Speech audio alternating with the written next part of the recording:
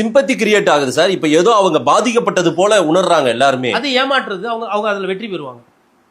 இது நிறைய நாள் பாக்குறாங்க. விஜயண்ணா பாவனா கஷ்டமா இருக்குண்ணா சாப்பிடுங்கண்ணா அப்படின்னு பண்ணுவாங்க. அதுக்கு நான் பொறுப்பு கிடையாது.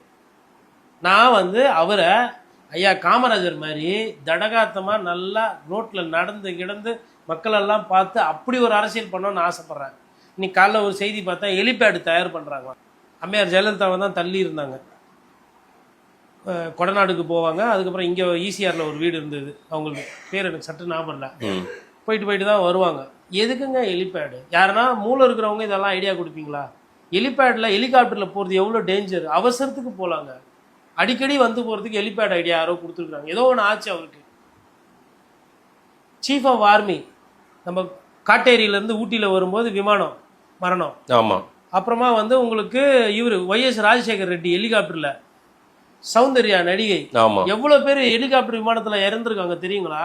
யார் பார்க்குற வேலை இதெல்லாம்? ரோட்டை கிளியர் பண்ணி கொடுங்க. இல்லை சாந்தோமில் வீடு இருக்குது முதலமைச்சருக்கு. சாந்தோம் வீட்டில் சனி ஞாயிறு வர வேண்டியது கிடையாது. ஓ, விஜய்க்கு இது சேஃப்டி இல்லாமல் போயிடும்ன்றீங்களா? ஆமாங்க. யாரு பண்ண வேலை இது? இன்னைக்கு காலையில் ஒரு செய்தி வந்திருக்கு. ஆர்மி கிட்ட பேசியிருக்காங்க, கோஸ்ட் கார்டு கிட்ட பேசியிருக்காங்க. ஹெலிபேடில் பனையூர்லேருந்து ஹெலிபேடுக்கு முதலமைச்சர் போகிற மாதிரி. எதுக்கு ஹெலிகாப்டரு பனையூர்லேருந்து இங்கே வரதுக்கு? செக்ரட்டரியேட்டுக்கு பகீர் நாய் போச்சு எனக்கு.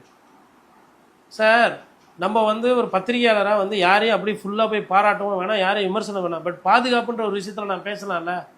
அவர் முதலமைச்சர் ஆனால் எனக்கும் தானே முதலமைச்சர். அதில் நான் பேசலாம்ல ஒரு பத்திரிகையாளனா. எதுக்கு ஹெலிபேடு?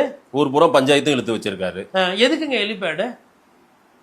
அடிக்கடி ஹெலிகாப்டர் விமானம் விபத்து நடக்குது. ஒரு அவசரத்துக்கு போகலாம் வரலாம்.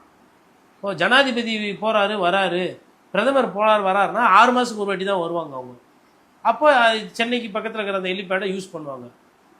பனையூர் வீடுக்கு நீங்கள் நான் என்ன சொல்லேன்னா, எல்லா நாளும் போய் செக்ரட்டரியேட்டில் உட்கார போகிறது கிடையாது. 3 நாள் சாந்தோம் வீட்டிலேருந்து போகிறீங்க. வெள்ளிக்கிழமை நீங்கள் வெள்ளிக்கிழமை மற்றவங்க யாருன்னா இன்னொரு துணை முதல்வர் போட்டால் வேலை முடிஞ்சுது. அவர் பார்த்துட்டு போகிறாரு. வெள்ளி சனி ஞாயிறு பனையூர்லேருந்து பார்த்துக்கோங்க.